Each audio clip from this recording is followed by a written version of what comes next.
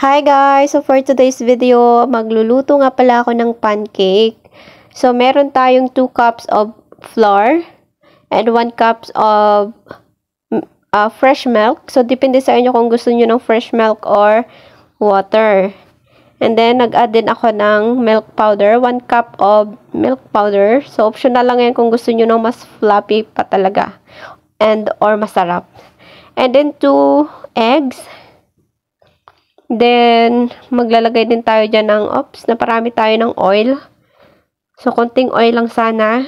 Then, asin, konting-konti lang na asin. Then, sugar. Sa sugar naman ay tansyado ko lang ang paglagay. So, depende na yan sa inyo kung gusto nyong matamis na matamis. Then, mag-add din tayo dyan ng, baking powder and vanilla. Then, i-mix lang natin. So, dahil hindi dyan sa 1 cups of fresh milk, so hindi pa siya, and 1 cup of fresh milk and 2 cups of flour, hindi pa siya masyadong malapot, so dry pa siya, kaya nag-add ako dyan ng tubig. And then, konti lang na tubig yung inad ko. So, kapag ganyan na siya, pwede na natin siyang lutuin. So, hindi ko na pinakita sa inyo kung gaano karami na tubig yung inad ko. So, ayan, nagpainit na ako ng kawali. Then, depende sa inyo kung gusto niyo ng oil ang ilalagay ninyo or yung butter. So, dapat kaunti lang. Pahid-pahid lang sana yun. Kaso, napaparami ako ng paglagay ng oil. So, ako lang naman ang kakain yan.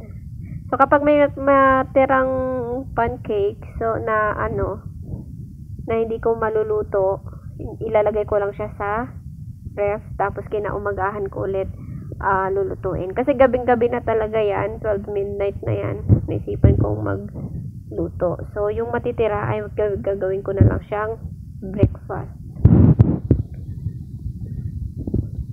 So, kapag may nakita na kayo dito sa taas na nagbabubbles, so, ibig sabihin yan ay luto na sa ilalim.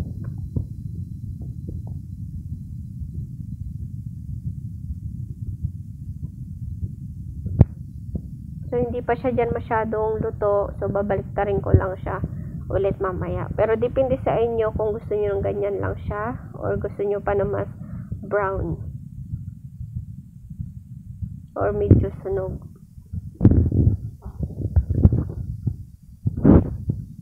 Ako lang ang kakain. So, di ko alam naisipan ko lang magluto ng pancake gabing-gabi na. Parang nakaluto yata ako dyan ng mga 7 or 8. So, tapos may natitira pa na hindi ko naluto. So, ilalagay ko lang siya sa ref.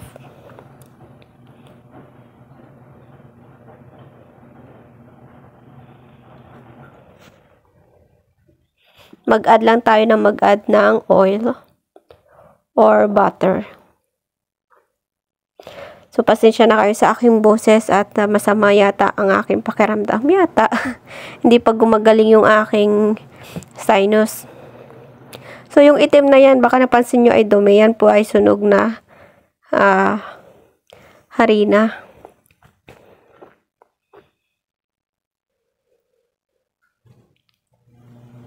So, tinatlo ko na para mas mabilis. Kaso nagdikit. So, paghiwalayin na lang natin mamaya. So, malaki kasi yung aking kawali. Yan kasi yung ginagamit ko para pwede siyang makakarami tayo ng lagay. Mga 2 or 3. Saka hindi kasi nadikit itong kawali na to.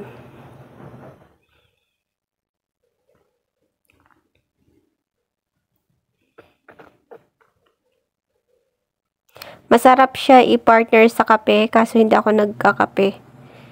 So, tubig lang tayo na mainit or maligam-gam na tubig with lemon. So, marami pang matitira dyan. Ilalagay lang sa ref. Tapos, pagkaumagahan, saka ulit lulutuin. Kasi hindi siya pwedeng lutuin lahat. Then, hindi mo siya mauubos. So, pangit na siya pagka umaga. Dapat mainit siya. So, maganda yan maging partner sa kape. So, ayan na lahat yung naluto natin. So, pwede na tayong kumain. So, ganun lang po yung paggawa ng pancake. So, kainan na tayo.